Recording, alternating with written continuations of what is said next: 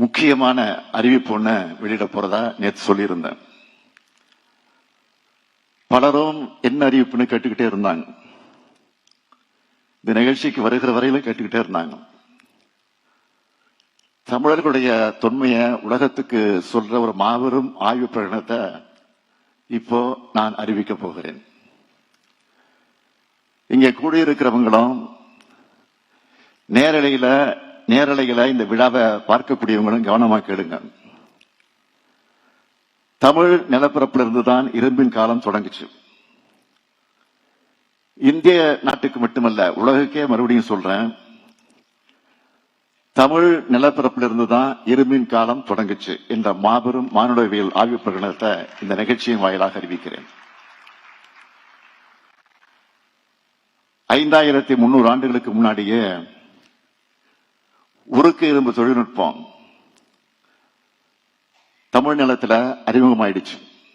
இப்போ தமிழ்நாட்டில் மேற்கொள்ளப்பட்ட அகழ்வாய்வுகள் மூலம் அண்மையில் கிடைக்கப்பெற்ற கால கணக்கீடுகள் இரும்பு அறிமுகமான காலத்தை கிமு 4000 ஆண்டின் முற்பகுதிக்கு கொண்டு சென்றிருக்கு. தென்னிந்தியாவில், குறிப்பா தமிழ்நாட்டில் 5300 ஆண்டுகளுக்கு முன்னாடி இரும்பு அறிமுகமாயிருக்கும்னு உறுதியா சொல்லலாம். இது ஆய்வு முடிவுகளாகவே நான் அறிவிக்கிறேன். தமிழ்நாடு அரசு தொல்லியல் துறையால மேற்கொள்ளப்பட்ட அகழ்வாய்வுகளில் சேகரிக்கப்பட்ட மாதிரிகள் உலகத்தோட தலைசிறந்த ஆய்வகங்களுக்கு அனுப்பி வைக்கப்பட்டுச்சு. பூனே நகர்ல இருக்க பீர்பா சஹானி தொல் அறிவியல் நிறுவனம், அகமதாபாத் நகரில் இருக்கக்கூடிய இயற்பியல் ஆராய்ச்சி ஆய்வகம் ஆகிய தேசிய அளவில் புகழ்பெற்ற ஆய்வு நிறுவனங்களுக்கும் பன்னாட்டு அளவில் உயரிய நிறுவனமான அமெரிக்க நாட்டின் புளோரிடா மாநிலத்தில் இருக்க பீட்டா அலுவலகத்துக்கும் மாதிரிகள் பகுப்பாய்வுக்கு அனுப்பி வைக்கப்பட்டுச்சு. தேசிய நிறுவனங்கள்ல OSI பகுப்பாய்வுக்கும் பீட்டா ஆய்வகத்துல கதிரியக்க கால பகுப்பாய்வுக்கும் ஒரே தாழியிலிருந்து மாதிரிகளை அனுப்பி வச்சோம். இப்படியான 3 நிறுவனங்களிடமிருந்தும் ஒரே மாதிரியான பகுப்பாய்வு முடிவுகள் பெறப்பட்டிருக்கு. தமிழ்நாடு அரசு தொல்லியல் துறை பல்வேறு ஆய்வு நிறுவனங்களுக்கு மாதிரிகளை அனுப்பி பெறப்பட்ட முடிவுகளை கூர்ந்து ஒப்பாய்வு செஞ்சதுல ஒரே மாதிரியான முடிவுகள் கிடைக்குது.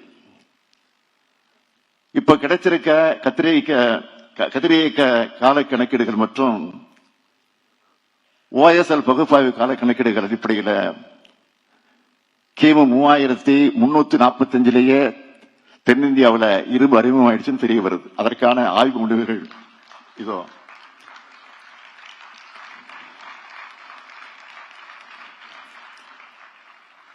இந்த பகுப்பாய்வு முடிவுகள் வெளிநாடுகள் மற்றும் இந்தியாவில் இருக்க தொல்லியல் அறிஞர்களுக்கு அனுப்பி வைக்கப்பட்டுச்சு. அவங்க எல்லோரும் இரும்பின் தோற்றத்தையும் பண்டைய தொழில்நுட்பத்தை பற்றியும் ஆய்வு செஞ்சு வர்ற அறிஞர் பெருமக்கள். அந்த அறிஞர் பெருமக்கள் எல்லோரும் இந்த அவையில கூடியிருக்காங்க. இவங்க எல்லோரும் ஒரு சேர தமிழ்நாடு அரசையும் தமிழ்நாடு அரசின் தொல்லியல் துறையின் ஆய்வு முன்னெடுப்புகளையும் வெகுவாக பாராட்டி இருக்காங்க. இரும்பின் காலம் குறித்த முடிவுகளுக்கு ஆதரவாகவும் கண்டுபிடிப்புகளையும் பாராட்டியிருக்காங்க. இது மாதிரி பகுப்பாய்வு முடிவுகள் ஆய்வாளர்களுக்கு புதிய உத்வேகத்தை அளிச்சிருக்கு. கேம்பிரிட்ஜ் பல்கலைக்கழக தகசால் பேராசிரியர் பத்மஸ்ரீ திலீப்குமார் சக்கரவர்த்தி அவர்களும் ஒன்றிய அரசினுடைய தொல்லியல் துறையில பணியாற்றி ஓய்வு பெற்றிருக்கக்கூடிய முனைவர் ராகேஷ் திவாரி அவர்கள் உட்பட எல்லா அறிஞர் பெருமக்களும் பகுப்பாய்வு முடிவுகளை பாராட்டி தங்களுடைய கருத்துக்களை சொல்றாங்க. இவை எல்லாத்தையும் தொகுத்துதான் இரும்பின் தொன்மை என்ற நூல் வெளியிடப்பட்டிருக்கு. தேசிய அளவில் தொல்லியல் வல்லுநராக இருக்கக்கூடிய ஆய்வாளர்களிடம் பகுப்பாய்வு முடிவுகளை பற்றி கருத்து பெறப்பட்டு அந்த அறிஞருடைய கருத்துக்களும் இந்த நூல்ல இடம்பெற்றிருக்கு. அகழ்வாய்வு செய்யப்பட்ட இடங்கள் இருக்க இரும்பு பொருட்களோட உலோகவியல் பகுப்பாய்வும் இரும்பு தாள் இருக்கக்கூடிய தொல்லியல் தளங்கள்ல எதிர்காலத்தில் மேற்கொள்ள உள்ள அகழ்வாய்வுகளும் இந்த கண்டுபிடிப்புகளுக்கு மேலும் வலு சேர்க்கும் சான்றுகளை வழங்கி தெளிவு பெற வைக்கும். அப்படியான வலுவான சான்றுகளுக்காக நம்பிக்கையோடு நாம காத்திருப்போம். இருந்தாலும் அண்மை கால அகழ்வாய்வு முடிவுகள் வாயிலா தமிழ்நாட்டில் மட்டுமல்ல, இந்திய அளவில் மட்டுமல்ல, உலக அளவில் இரும்பு தாதுல இருந்து இரும்ப பிரிச்சு எடுக்கிற தொழில்நுட்பம் தமிழ் நிலப்பரப்புல அறிமுகப்படுத்தப்பட்டிருக்கின்ற என்பதை நான் பெருமிதத்தோடு கூறுவோம். அதாவது 5300 ஆண்டுகளுக்கு முன்பு தமிழ் நிலப்பரப்புல இரும்பு அறிமுகப்படுத்தப்பட்டிருப்பத அறிவியல் அடிப்படையில் நிறுவி இருக்கிறோம்னு மற்றற்ற மகிழ்ச்சியோடு உலகுக்கு நான் அறிவிக்கிறேன். இது தமிழுக்கும், தமிழினத்துக்கும், தமிழ்நாட்டுக்கும், தமிழ்நிலத்துக்கும் பெருமை. உலக மானுட இனத்துக்கு தமிழ்நிலம் வழங்குகிற மாபெரும் கொடையின இதை நாம் கம்பீரமாக சொல்லலாம். தமிழ்தாயின் தலைமகனான பேரறிஞர் அண்ணாவின் பேர்ல அமைஞ்சிருக்கக்கூடிய இந்த அறிவு சுரங்கத்தில் நடைபெறும் இந்த விழாவை வழியா நான் பெருமையோடு சொல்றேன். பேரறிஞர் அண்ணா அவர்களே, இதோ நமது உயர்வான தமிழ்நாட்டை பாருங்கள். அன்று கிண்டல் கேலி பேசியவர்கள் எல்லாம், நம்மை கற்பனவாதிகள் என்று குற்றம் சொன்னவர்கள் எல்லாம் வாயெடுத்து நிற்கிறார்கள் பாருங்கள். இலக்கியத்தில் இருப்பதெல்லாம் வரலாறு ஆகாதுன்னு சிறுமைப்படுத்தி பேசியவர்கள் எல்லாம் அறிவுபூர்வமாக நம்முடைய வரலாற்றை நிரூபணம் செய்வதைக் கண்டு திகைத்து நிற்கிறார்கள் பாருங்கள். இந்தியாவோட வரலாறு இனி தமிழ் நிலத்திலிருந்துதான் எழுதப்படும் நான் தொடர்ந்து சொல்லிட்டு வரேன். அதை மெய்ப்பிக்கிற ஆய்வுகளை தமிழ்நாடு தொழில்துறை தொடர்ச்சியா செய்து வருது. இந்த ஆய்வுகள் பல்வேறு திருப்பு முனைகளையும் உருவாக்கி வருது. தமிழ்நாட்டில் நகர நாகரிகமும் எழுத்தறிவும் கிமு 6ஆம் நூற்றாண்டை தொடங்கிடுச்சுன்னு கீழடி அகழ்வாய்வு முடிவுகள் நிறுவி இருக்கு.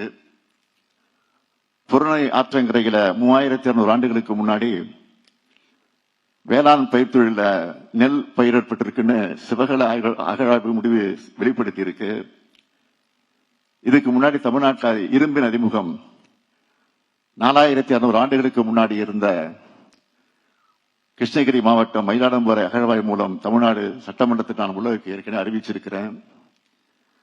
இத்தகைய அகழ்வாய்வு முடிவுகள் தமிழ்நாட்டு வரலாற்றுக்கு மட்டும் இல்லாம இந்திய துணைக்கண்ட வரலாற்றுக்கு முக்கிய திருப்புமுனையாக திகழ்ந்து வருது. இது போன்ற ஆய்வுகளை தொல்லியல் துறை தொடர்ந்து செய்யணும்னு துறையினுடைய அமைச்சர் மாண்புமிகு தங்கம் தென்னரசு அவர்களையும் துறையினுடைய ஆணையரையும் நான் கேட்டுக்கிறேன். தமிழ் நிலம், தமிழ்நாடு குறித்து நாம இதுவரை சொல்லி வந்ததெல்லாம் இலக்கிய புனைவுகள் அல்ல, அரசியலுக்காக சொன்னவை அல்ல, எல்லாம் வரலாற்று ஆதாரங்கள். உலக அறிஞர்களால் ஏற்றுக்கொள்ளப்பட்டவை மெய்ப்பிக்க வேண்டிய கடமையை நம்ம திராவிட மாடல் அரசு எடுத்துக்கொண்டுள்ளது என்று ஏற்றுக்கொண்டுள்ளது. தமிழினின் பெருமையையும் தமிழினத்தின் தொன்மையையும் உலகம் அங்கீகரித்து ஏற்றுக்கிட்ட அந்த வரலாற்று பெருமைமிக்க விழா இந்த விழா. நாம வாழுற காலத்துல, நான் ஆளும் காலத்துல நடைபெறுவது என் வாழ்நாளில் கிடைச்சிருக்கக்கூடிய பெருமை. பெருமையிலும் பெருமை, பெருதற்குரிய பெருமை. இந்த பெருமையை நம்முடைய குழந்தைகளிடம் நாம் எடுத்து சொல்லணும். இப்படிப்பட்ட பெருமைமிக்க தமிழ் சமூகம் உலகுக்கே வழிகாட்டும் அறிவார்ந்த சமூகமாக வளரணும்னு எதிர்காலத்துக்கான திசையை காட்டணும். பழம்பெருமையை பேசுவது என்பது புது சாதனைகள் படைக்க ஊக்கமாக அமையணும் என்பதை மாத்திரம் இந்த நேரத்தில் எடுத்து சொல்லி விடைபெறுகிறேன். நன்றி, வணக்கம்.